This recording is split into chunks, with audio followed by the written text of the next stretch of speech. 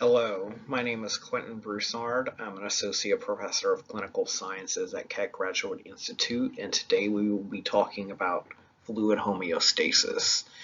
So the goal of today's talk is to give a general overview of what fluids are actually available to us and when we would go about using the different fluids, with emphasis mainly on crystalloid fluids. So our objectives today are to describe how body water concentration changes with age, as well as with other factors, identify the body sources of water and routes of water loss, to differentiate between sensible and insensible water loss, and to calculate the amount of fluid required by a patient, whether that patient is a pediatric or an adult patient, to maintain adequate hydration. So with physiological water, water is found in many of our different cells, and it is the main building block of our overall bodies. And as we get older, all the way from a neonate all the way up to adulthood and then to geriatrichood essentially, our fluid requirements will tend to increase. And this a lot of times has to do with the amount of muscle mass that we have. Lean body muscle mass is actually about 75% water. So the more muscle that we actually pack on, the more water that we actually are, and the more water that we're going to need to replace that over certain periods of time. So keeping those kind of concepts in mind is if you have a patient that has lots of muscle mass, they may need more water. Men tend to, in general, have more muscle mass than women, again, in general. And because of this, they will actually require higher needs for water than women. Additionally, you might also see that patients who are much older, like our geriatric patients, 65 and older, actually may vary in the amounts of water that they actually need because they might not have as much lean body muscle mass. And after a certain point in adulthood, the need for water actually peaks. Logically, active adults tend to require more fluids than sedentary adults. So if you are moving around and active and working up a sweat, obviously you're going to need to replace those losses, and as a result, you may need to take in more fluids. Versus a patient who may be a little more sedentary, they may be sitting down for maybe a majority of their day, they might not necessarily need as much fluids. However, there are multiple factors that kind of govern this, in addition to not just your type of lifestyle, active or sedentary, but you might also have lifestyles in different areas. And adults that live in dry, warm, hot climates might tend to actually require more fluids, and this might be up to 6 liters per day, depending on the degree of heat and the time of year that the person is actually existing. So, in regards to fluid intake, our fluid intake is typically derived from our general dietary intake. So, remember that a lot of times for most people, we're going to have food and as well, solid food, as well as other liquids that we consume. So solid food actually does contain varying amounts of water depending on what you're eating. Fruits and vegetables have probably the most water content out of most of the things that we eat. They have about 80 to 95% water content depending on the fruit or vegetable that you are actually talking about.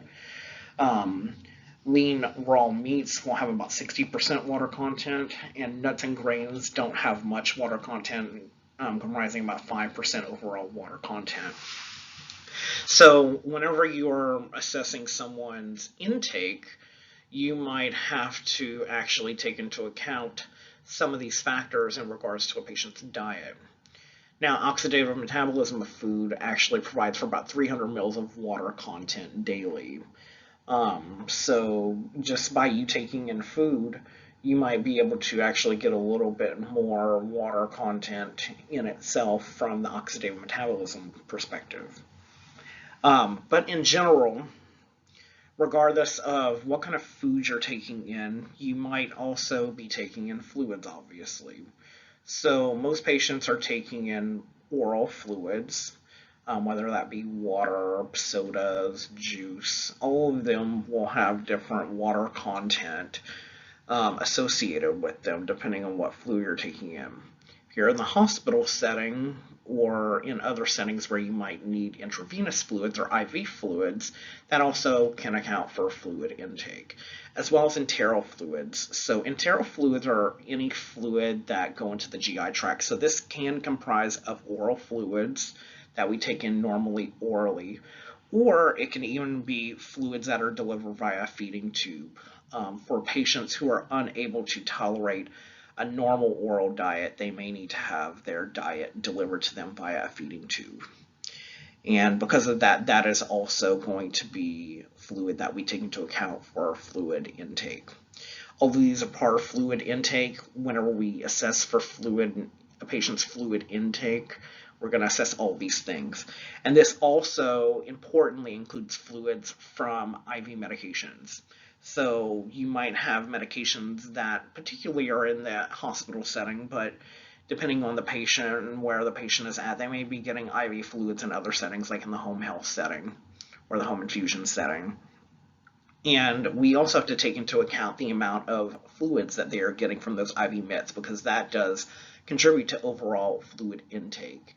And the amount of fluid intake that we take in is going to be important to maintain our normal physiologic functions.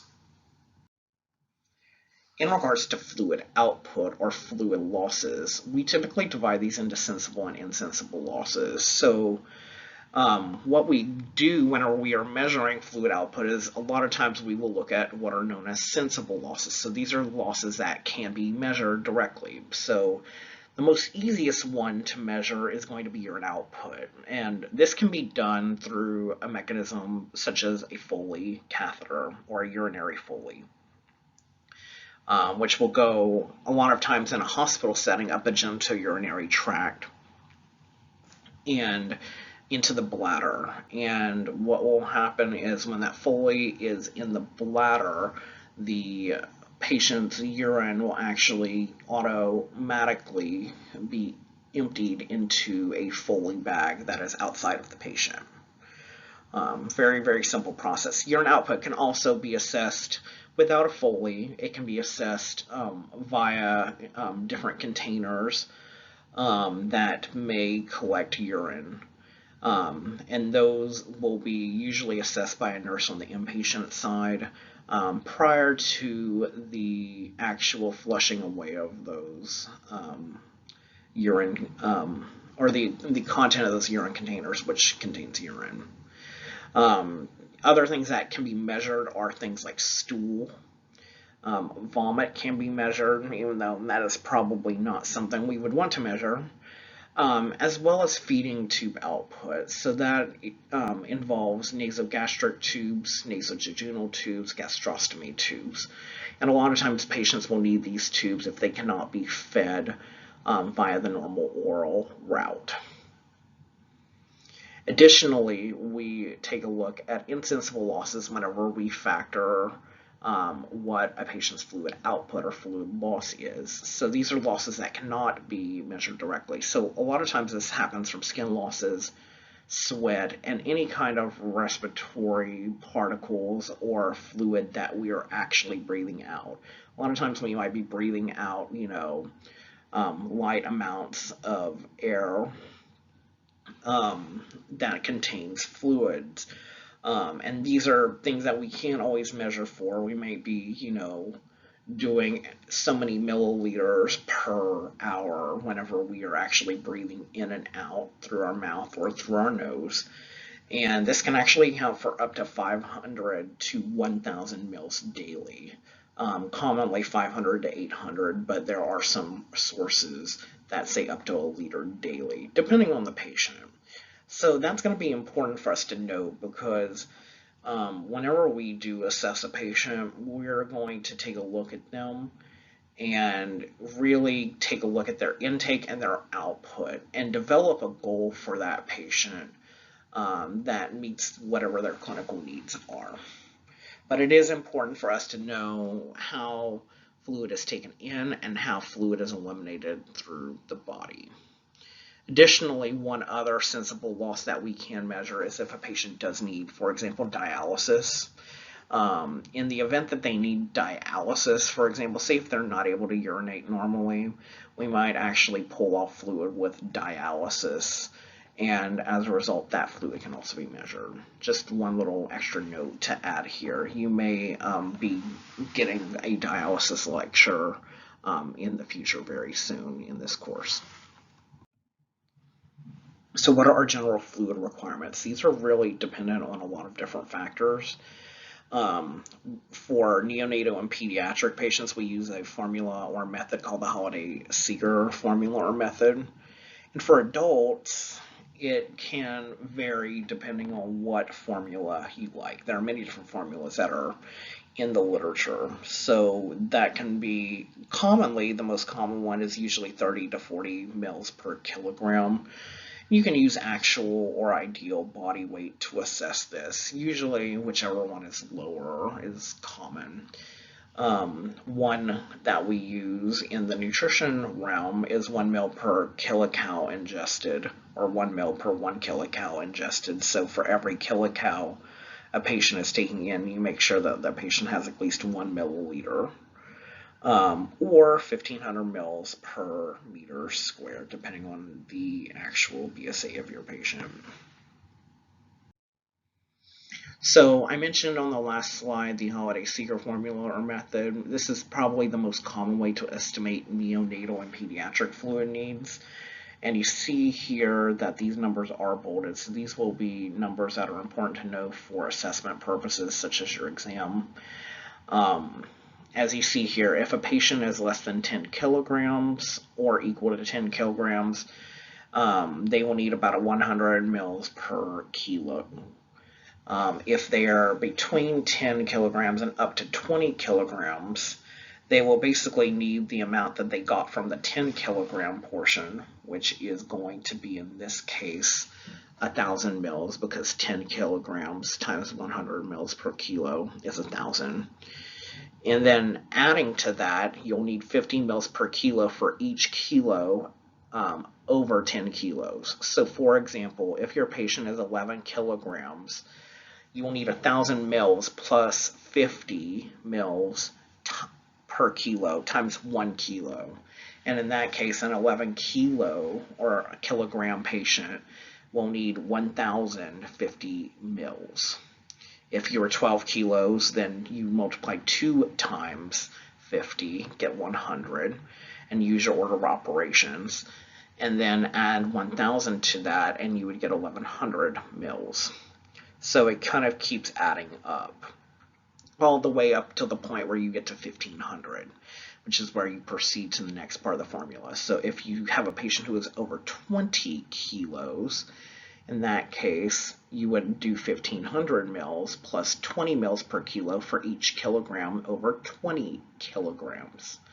So again, if you have a patient who is, for example, 25 kilos, then you would add 1,500 mils plus 20 mils per kilo times 5. So 20 times 5 in this case would be 100, and then 100 plus 1,500 is going to be 1,600. So that's what you would allot a 25 kilogram patient. And you can basically use these formulas while a patient is a neonatal patient, which usually means someone who more or less, has recently born, or a pediatric patient.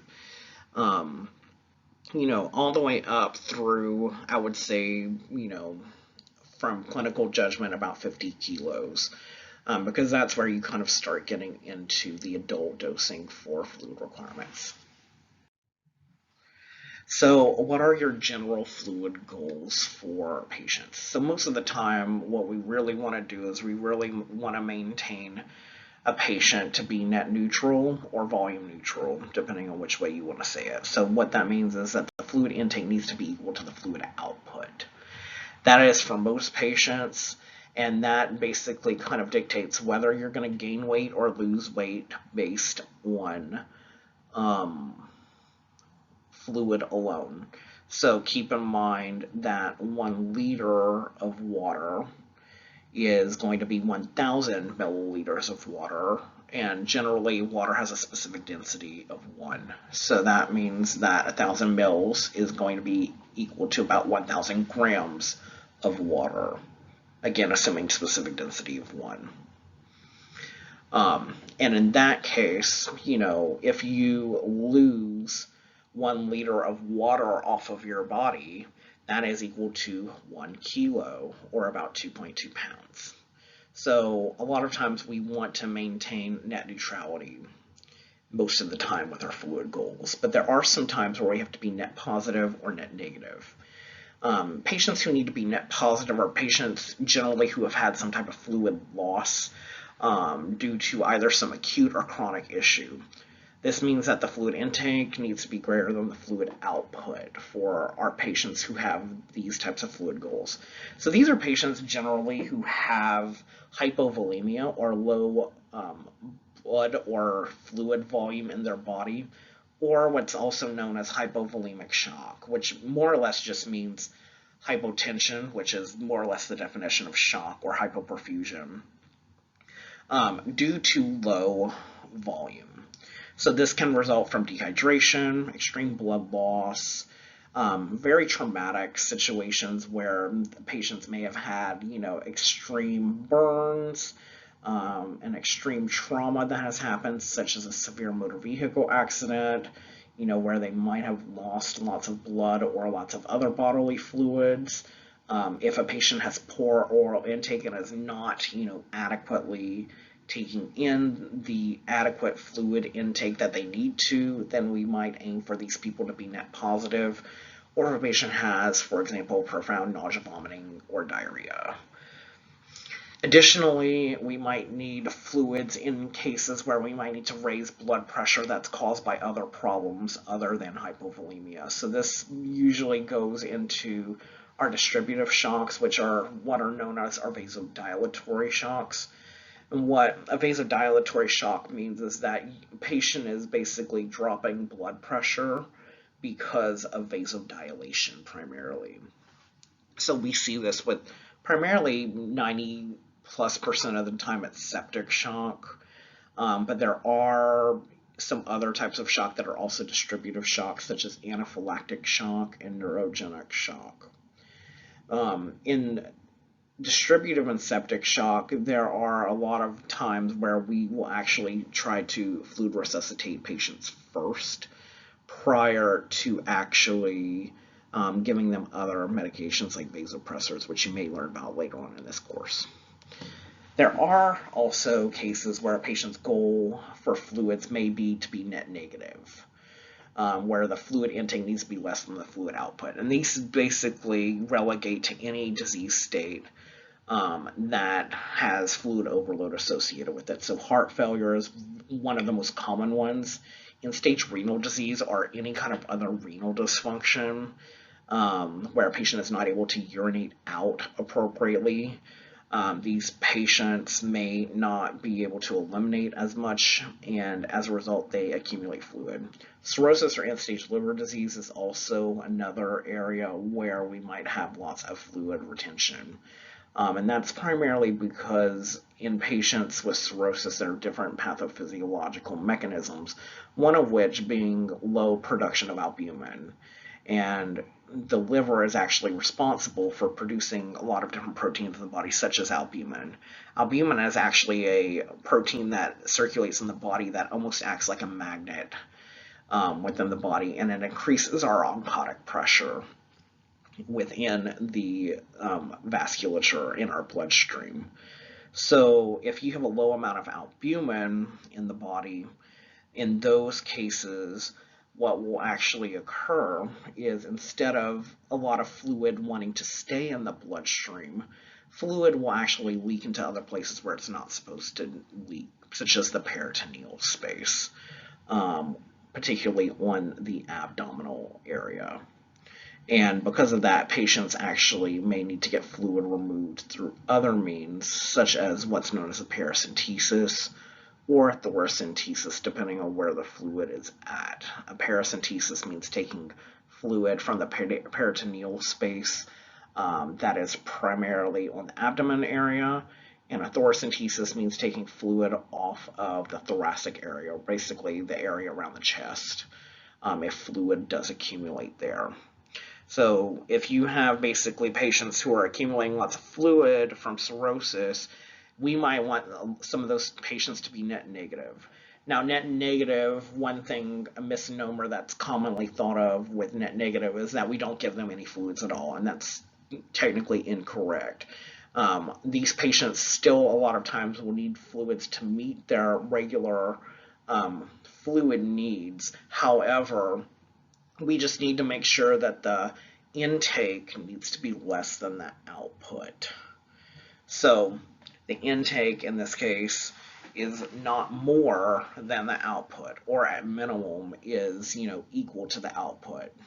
Ideally in these cases, a lot of times we're going to keep the fluid intake less than the fluid output so that we can protect these patients from complications of fluid overload as well as edema. So some common IV fluids are very important to know about whenever we are trying to resuscitate patients. So keeping in mind your fluid goals, we have different fluids that are available. We have hypotonic fluids, we have isotonic fluids, and we have hypertonic fluids. So in terms of hypotonic fluids, in terms of sodium chloride as the base, that will be anything less than 0.9% sodium chloride, so that's 0.45% sodium chloride, or half NS, or 0.225 sodium chloride, or quarter normal saline, or quarter NS. For dextrose is a hypotonic solution, and some of the common ones that we see out in practice are 5% and 10%.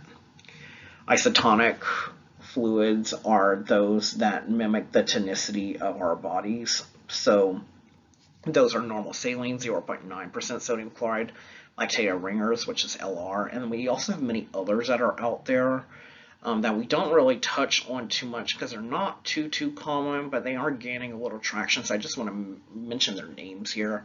One of them is Plasmolite, and the other one is known as Normosol R.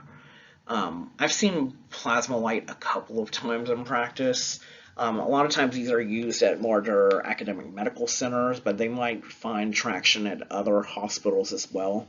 These are kind of similar to lactated ringers in that they actually mimic the electrolyte content of the actual patient's blood. So these are kind of similar to lactated ringers. They may be a little bit more tailored than lactated ringers in regards to what they actually have in them. But these are other options for fluids that are out there. The one con of these fluids, unfortunately, is that they do cost a lot of money compared to our normal saline. Normal saline being the most common isotonic fluid in practice. So that is why you may not see Plasmolite or Normosol, widespread at every single hospital that you see. You also have hypertonic fluids. So a lot of times whenever you put two hypotonic fluids together, you actually get a hypertonic fluid, ironically. So those are things like D5 and half normal together, D5 and normal saline together as one fluid. Additionally, we do have some fluids that are actually what I would consider more true hypertonic fluids, which are 3% sodium chloride. This is also known as hypertonic saline, or 3% hypertonic saline, or 3% saline. as well as 23.4% sodium chloride. And this one's also known as hypertonic saline. So if you ever hear the term hypertonic saline, you should always ask what percentage is it.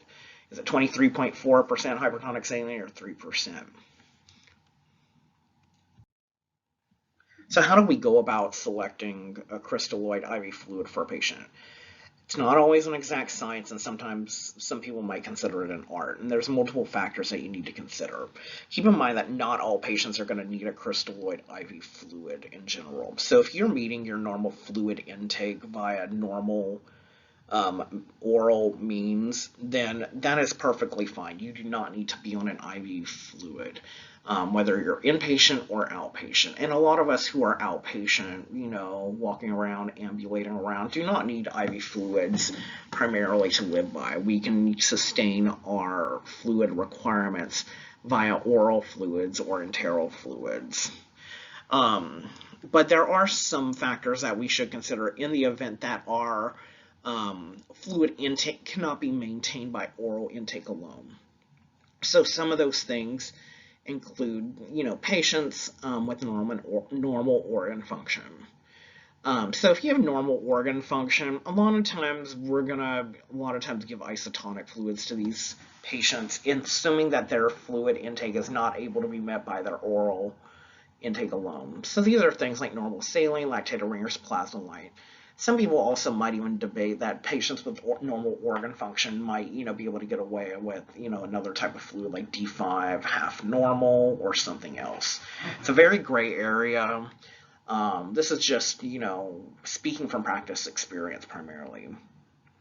If you have a patient who's NPO, such as nothing by mouth status, so patients may need to be nothing by mouth status, potentially prior to a surgery, after a surgery, or if they've had something very debilitating happen to their gastrointestinal tract, let's say a GI bleed, for example, which can happen from a variety of things, including medications. Or if your patient is hypoglycemic, we a lot of times will consider a fluid at that point containing dextrose. So usually nothing by mouth status. We will usually, in these cases, a lot of times give D10 to patients in the event that they have no other nutrition that is being injected or given to them enterally through oral or tube feeding means. We could also potentially even do D5 continuously. There's lots of, variability in what you can actually do for these patients, but it does minimize to an extent the risk of a patient going hypoglycemic. So you don't always have to start a fluid, immediately that contains dextrose for an NPO patient. Obviously, a fluid would be ideal so that the patient does not get dehydrated. But at some point, they will need some dextrose if their status continues to be NPO, because at some point the patient may go hypoglycemic on you, and dextrose obviously can remedy that. If you have a patient who's hemodynamically unstable with hypovolemic shock or distributive or septic shock, and what we're going to define this as is systolic blood pressure less than 90 or a mean arterial pressure less than 65. The way mean arterial pressure is actually calculated is 1/3 times the systolic blood pressure plus 2/3 times the diastolic blood pressure. If the MAP, or the mean arterial pressure, which is again 1/3 times the systolic blood pressure plus 2/3 of the diastolic blood pressure, if that number is less than 65, that means that the patient might not necessarily be perfusing very well. And because of that, if they're having that problem because of a hypovolemic or a distributive shock, septic shock reason, such as a large volume loss or, for example, a progressive infection, we will need to give a patient of isotonic fluid to raise the patient's blood volume. And the reason we use isotonic fluids here is because isotonic fluids do a better job at their distribution into the intravascular space than hypotonic fluids. And that's why you'll see whenever you eventually learn about sepsis, for example, and septic shock, we tend to give patients normal saline or lactated ringers in most cases. You may also potentially give plasma-lyte as well. So anytime we say isotonic fluid, include plasma-lyte as well, it being the more common of the balanced electrolyte fluids. Sodium disorders. Please refer to the sodium disorders presentation for what you can do potentially for patients there who have sodium disorders, if they need a fluid or if they don't need a fluid. Obviously, that is going to depend on the sodium disorder and what you need to particularly do for that disorder. If you have a patient with hyperchloremia, we tend to avoid 0.9% sodium chloride or normal saline if possible. In some cases with hypertonic saline, I could say potentially avoid hypertonic saline if possible. But a lot of times hypertonic saline, as we'll talk about shortly, is given for usually emergency situations. And at that point, the chloride doesn't really matter as much whenever we're trying to save a patient's life. The complication that can happen from hyperchloremia or having a high chloride level is what we call a metabolic acidosis, which you'll learn about later on whenever you learn about acid-base disorders. A lot of times, because the serum or the amount of sodium within 0.9% sodium chloride is 154 milliequivalents of chloride, and you are what you infuse. So if you infuse lots of normal saline into a patient, you are going to increase their risk of hyperchloremia. So normal saline is not a fluid that a patient can be on forever. And in those cases, once you start seeing the sodium trend up as well as the chloride trend up, or either or, if the chloride trends up by itself with the sodium not trending up as much, what you could actually do in those cases is you can actually switch them to a hypotonic fluid, such as actually half normal saline, which you might be, thinking, well, isn't it bad if we give a patient who has hyperchloremia a chloride solution that has 0.45% sodium chloride in it? And the answer actually here is not really. If you're giving 0.45% sodium chloride, that's only 77 milliequivalents per liter of chloride. And because you are essentially what you infuse, it can actually lower the chloride level or the serum chloride concentration that is within the body. So that's why we say here that hypotonic solutions with or without chloride are going to be acceptable here. So our fluids that don't necessarily have chloride, or if they have a lower amount of chloride than 0.9% sodium chloride, those are going to be okay. So half normal would be okay here. D5 half normal would be okay here, etc., etc., etc. And then if you have a patient who has a cerebral edema diagnosis, a lot of these times these patients come in with a brain bleed, sometimes caused by trauma or from hypertension, where they might have an intracranial bleed, for example, or an intracranial hemorrhage. These patients may potentially develop cerebral edema, which can actually increase the patient's risk of intracranial hypertension. And we want to minimize the risk of intracranial hypertension because it's going to put a lot of pressure on our poor brain, and as a result may make our brain a little bit harder to carry out its traditional duties. So if you have a patient who is a neurological patient, has been involved in some type of stroke, potentially a hemorrhagic stroke, a lot of times we will give these patients some type of hypertonic saline, either 3% as a continuous infusion or 23.4% as a bolus dose, usually no more than 30 mils at a time, administered by most of the time a neurologist, to try to actually make the patient hyperosmolar. And what that actually does is we will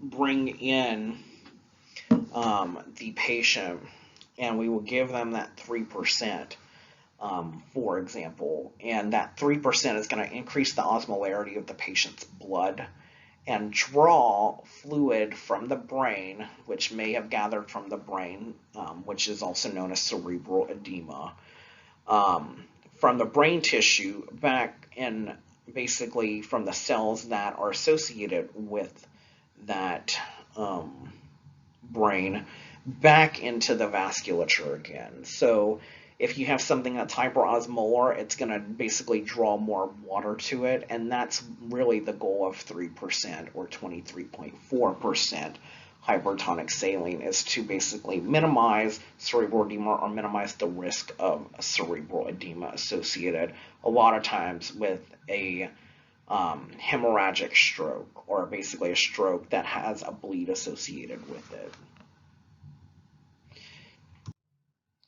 Here are the references in reference to today's talk on fluid homeostasis.